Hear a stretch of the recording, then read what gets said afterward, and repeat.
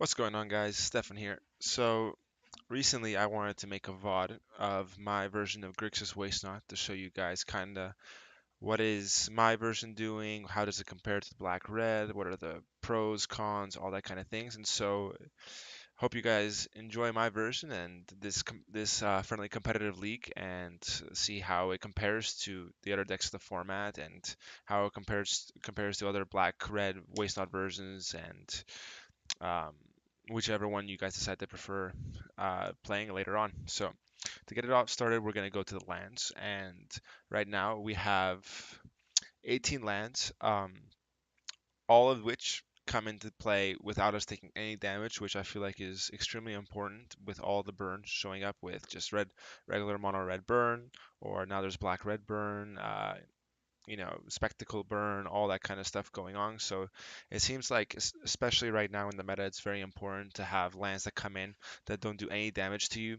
I just played a game just to warm up and test out the recordings before this, and I played against Hardened Scales, and I took 0 damage from my lands the whole game, and I still ended up losing by 1 life point with him sacking all his Ravager to a Thopter for 18 damage. So it just kind of goes to show you how every single piece of life is important in this format right now, especially in the early game when you don't have any chances to board in your sideboard. So the goal with this land is to get us all three mana available as quickly as possible, which we have a consistent availability of 11 different mana.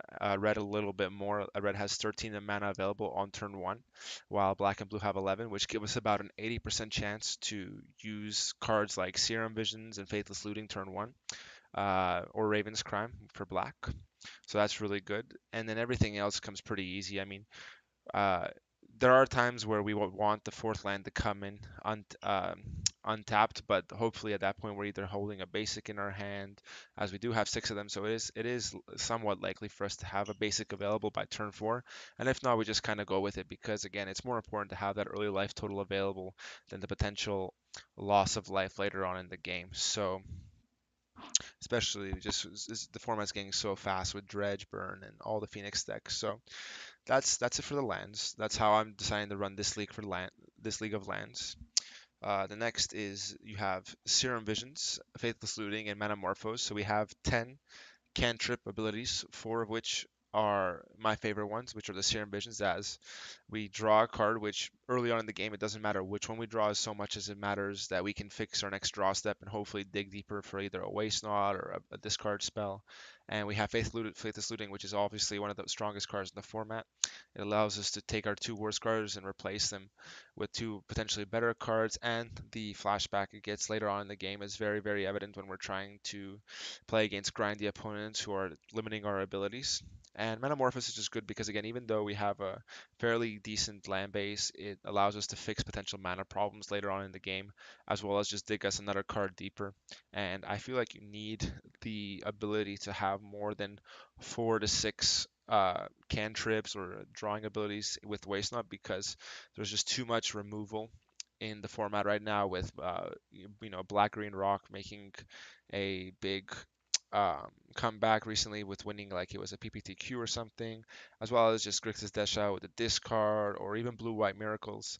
You just need the ability to not have your entire game contingent on just one waste not or one caress, etc. So I think that having the ability to potentially set up a Serum Visions with putting a waste not on top, meaning that your opponent's turn one Inquisition of Kozilek, for example, is effectively worthless, is a huge deal. So Serum Visions is very good, Faithless Looting is very good, Metamorphose is very good for mana fixing, as well as just giving us 2 more cards deeper into our deck, which the deck does just fine. It doesn't need any other help with it. Then we have our 8 win conditions, which is Liliana's Caress, Waste Not. Waste Not I don't have to explain much, but I like running 4 of Liliana's Caresses because it seems to win me multiple games when I have 2 out. And it's just, if you go turn 2 Liliana Caress, turn 3 Liliana's Caress into a turn 4 Wistful Thinking, that oftentimes is just the game because of the reality of the fetch lands and the shock lands that people get themselves down to 16 at least around half the time, not all the time, but they do take damage early on, and it just even then, even if they don't take any damage, you have a bolt later on to finish them off sometimes, or just a rack because they're empty-handed from the wistful thinking. So it just does a lot of damage, and it goes really, really, really well in multiples because you can just chain together, a Burning Inquiry with two caresses out for 12 damage into another one, and that's the end of the game. So very good in multiples. So I like to run the four of them. Four of the Waste Knots. Obviously, the whole deck is centered around Waste Knots, so there's not much discussion needed for that. Then one of the best parts of running Grixis is you get the ability to run Wistful Thinking, which it's a card that says target player draws two cards and then discards four cards. And this on turn 3 or 4 is very, very powerful when they have two cards in hand because not only do you effectively mold them for four, which can be four Wasteland triggers or four triggers of Liliana's Crest, which is 8 damage, but it leaves them completely empty-handed. And it's just such a breaking point because generally some decks are still trying to put out their best turn by turn 3, and they're holding cards back because they want to see what you're trying to test out the waters, see what's going on with your hand, what you're trying to play, because they get a little bit sketched out when we're playing weird turn 2s with Waste Not and Caresses. And the fact that when they feel like they have to go ahead on turn 3 to play their whole hand out and have just one or two cards left, it can really bite them in the butt because we can just empty out their whole hand and get all these triggers off them. So Wistful Thinking is a really, really nice card. It can do a lot of damage when opponents are not expecting. And it's like you'll see people frequently in games 2 or 3 use hand removal to get it out of our hand because they're so scared of it. Let's like in matchups like Jund or Rock or anything like Mardu Pyromancer if by any chance we play against that hand because they want the cards in their hand to still have options with. Two dark deals to give us this ability to still combo off, you know, relatively decently because, a waste not or a caress into a dark deal, it can be a huge, huge damage or momentum swing. So we keep that in. We want two of them, not just one, because we want the ability to still draw into it and we want the ability to have it relatively frequently in the early game. For Burning Inquiry, there's no reason to discuss. It's the best card in the deck paired with the Waste Knot. It's the whole reason why we play the deck.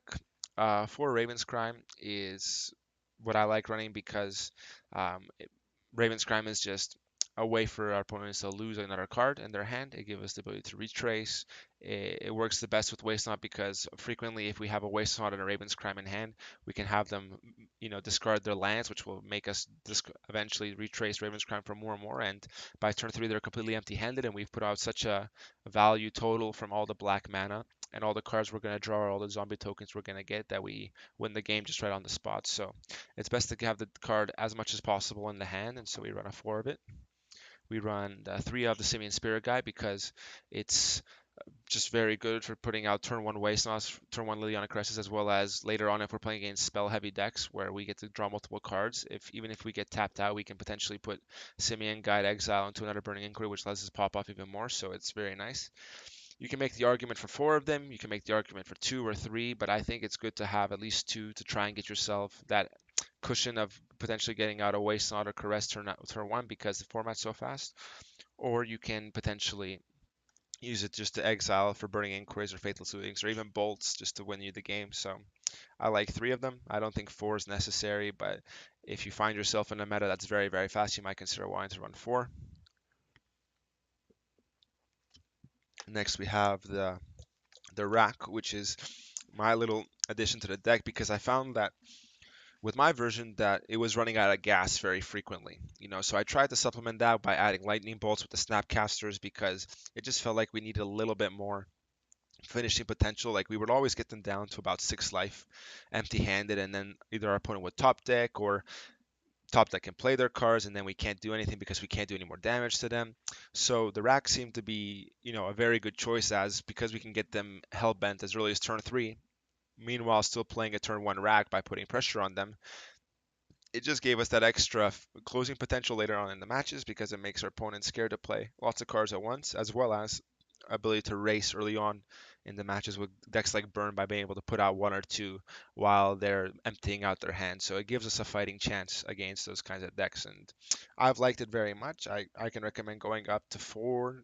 I wouldn't go less than 2 because you won't get it enough in your hand to make a difference, and especially with all the Burning Inquiry triggers, you'd be surprised how many times we go Burning Inquiry into a Wistful Thinking to empty out their hand into trigger, draw a card into the rack, and then that they have that 3 damage a turn for the rest of the game that they have to deal with. So it's good to have in multiples. I don't think you want less than two. I don't know if four is good either because we want to do other things with our turn one like Serum Visions and Faithless Lootings. But it's just something I've been testing out and I liked it a lot. Lightning Bolt's just really good for finishing games, early creature removal.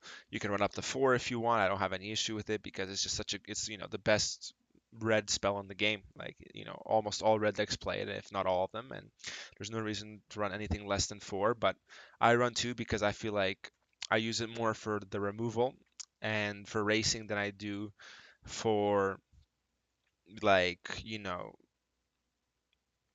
when I say racing is like I use it more as like a panic button for when I'm playing against fast decks and I try and hit them in the face and beat them. But like it really is generally more for the removal aspect to like try and kill, turn one noble hierarchs or devoted druids on turn two or stuff that can potentially end the game. So you still want that because it gives you potential to do damage to end the game against fast decks, or it stops decks from getting to their game plan with like vizier combos or let's say.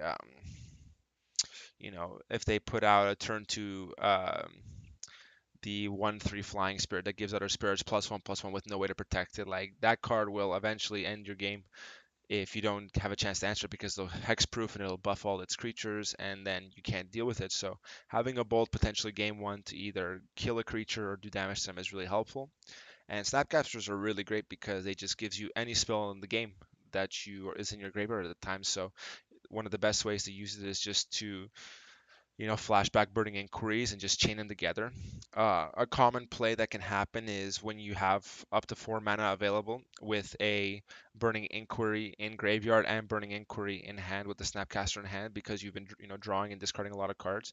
Is you can snapcaster blue black for burning inquiry red in the graveyard, and then you can guarantee that burning inquiry at any point, no matter how the cards shuffle around with your first burning inquiry, and that usually is good enough to win the game. And so it's just a really good card, as well as dropping it turn two sometimes to chump block an Eidolon if necessary because they won't be expecting it. So it has so much potential, and like you can run up to three or four. I don't know. I like to run two because it's again we don't want to have it too often in our hand early on because we want to more draw into it, and we want to do other things with our turn two, like either getting them more empty-handed or playing a waste, not a caress. So this is what I think is the best for this format right now in terms of how dredge and burn are so popular and gives us our best shot. So if we move on to the sideboard, we have um, 15 cards that again kind of help our worst matchups, and some of them um, we wouldn't be able to win a matchup without them. So we'll start with the spell bombs first, as it is our only chance to beat dredge. If they get a dredger out into the graveyard turn one, if we don't have the ability to spell bomb them or get rid of their 3 bloodgaster they're going to bring back the next turn, it can very often be the game. As well as it has flexibility in the other matchups because we are able to use it as a turn one play against decks like blue white miracles or Jeskai who want to do a lot of flashback spells, or even Storm, for example. Even though we're going to primarily use it just to make sure they can't use Gifts Ungiven and things, we're going to use it also sometimes just to draw an extra card, just to give us a little bit more gas when we have all the black mana available. So it's very good. Abrade's really, really good as a one of just to play against any Chalice decks or any Ether Vial decks because you're going to guarantee either a Vial or a Merfolk or a Noble Hierarch or a Thalia or something. So it's very, very good against any Chalice, any Ether Vial decks. So we want to have at least one of them to deal with artifacts. Shatterstorm is really good against all the Hardened Scales decks that are out right now and potential Word decks. So we're going to keep a one of, but they're not too popular because I feel like they're losing to burn a lot. So not a lot of people are playing them. Now we have Damnation, which is very, very good. And let me just highlight Abrade in case people are confused with what Abrade does. So I'll give you a second to read if you're not familiar. So now we have Damnation, which is destroy all creatures that can't be regenerated. That's very good against elves, against hardened scales, against dredge sometimes, against spirits, against so many things that we need at least one of to try and deal with decks that go wide, like humans, spirits, etc. And the fact that it can be used for 4 black mana, which we generate very quickly with Waste Not, is very nice. And sometimes we have up to 12 black mana available, so that if we have a blue mana available with a Snapcaster, we can even flashback a Damnation from the graveyard, and it's just so powerful. So very good. Inquisition of Kozilek is something I didn't like originally because it left our opponents more empty-handed, and originally we needed them to have cards in hand in order to be able to win games. But now with the addition of the rack, it's actually very good because we are able to get our opponents empty-handed and still win games. And it's so good against Burn to get rid of Eidolons, which are really troublesome, or Thalias against any kind of white deck that runs a Thalia. Um, that well, Thalia is just such a hard card for us to beat. So it just even against other decks like with hand disruption that we can get out their Inquisition so they can't target our wastelands. It's just such a huge thing that now that we have racks available, it's a great card to put in the sideboard, I think.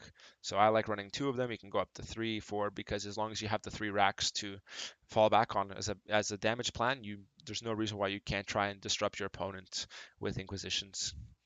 Now this is the my way of trying to deal with burn, as I don't have the money right now to pay for the collective brutalities. But if you do have the funds, I definitely recommend collective brutalities because it's just the best possible card you can potentially get against burn.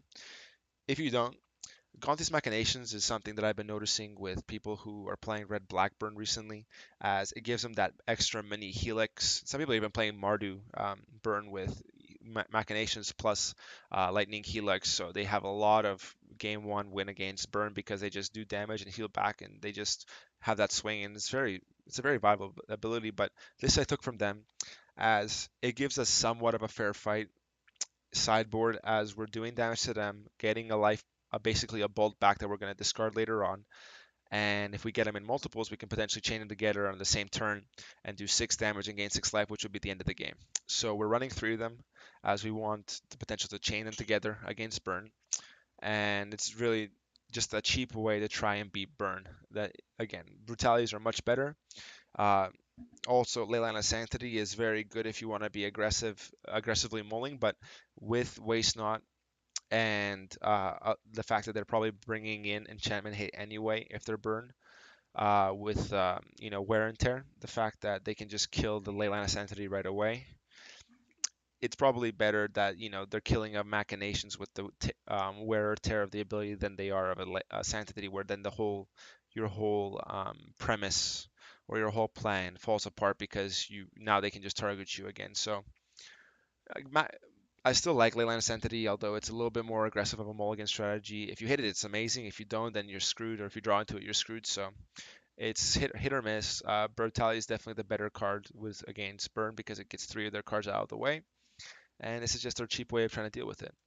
Now, Darkness is really cool because it allows us to not beat, but like it allows us to stall up to 2 turns more with the Snapcaster flashbacks against decks that are like using like a World of Warcraft term, like raid bosses that are like that pump up their creatures, so like spirits and humans, where they make all the creatures really big and strong.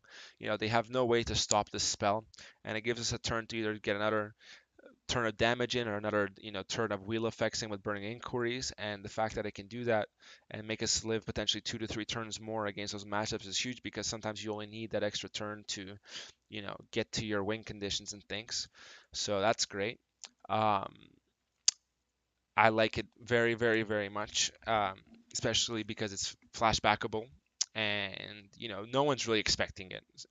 It has surprising potential against decks like Infect, who they pump all their spells into one turn, and then you just darkness them, and then they don't have any more spells. They can't beat you anymore. So it's really good there. It's really good against elves. It's really good against so much, of any creature deck this can be brought in against. So I like it a lot for its versatility. Next, we have some blue sideboard cards like Spell Snare, which is really good against Burn right now. If you see them running Boros, Charms, Helixes, and Eidolons, you just slot it right in. A 1 mana for their 2 mana is a huge swing, momentum swing in the game, because we're spending less mana, hopefully advancing our turn 2 with a Serum Visions or something else, as well as getting rid of one of their best cards, which is really good. Spell Pierce works really well. Again, I forgot to highlight Darkness, so I apologize for that. So prevent all combat damage that would be dealt this turn, again, which includes poison counters, which is really cool. So next is Spell Pierce, counter target non-creature spell unless the controller pays 2. I like this a lot because we do play against decks like blue-white control, which we need some counter spells because it just ends up coming to they let us build a board state with waste nuts and caresses, and then they try and either cryptic command or logic knot, and we need the ability to counter at least one of their spells in order to guarantee a wistful thinking or burning inquiry, which will eventually end the game on the spot if we can get it to resolve. So having abilities like Spell Pierce and Dispel, which we'll get to in a second, is what's necessary in order to beat the blue-white matchup, which is a very popular deck right now. And last is Dispel. It's just counter target instant spell. Really good against a lot of the decks. You can bring it against Burn. You can bring it in against Blue-White Control, which is what I bring it in against. You can bring it in against any deck that tends to run on your main phase instead of their main phase, as that's what they'll be spending it on. And it's just very good as a one of because the fact that if they only have one counter spell later on in the game and they can't potentially pay 2 for it, it's just countered on the spot. It means that they need to have more counter spell available to counter your counter spell. And if they don't, then that spell's gone, and that can just be enough for you to win the game. So this is my deck tech, and then I'll post um, another link because this is actually way more tiring than I thought it would be to explain a deck and all its intricacies. So hope you guys stick around for the next video, and I appreciate you guys taking the time to listen to my deck. Thank you very much.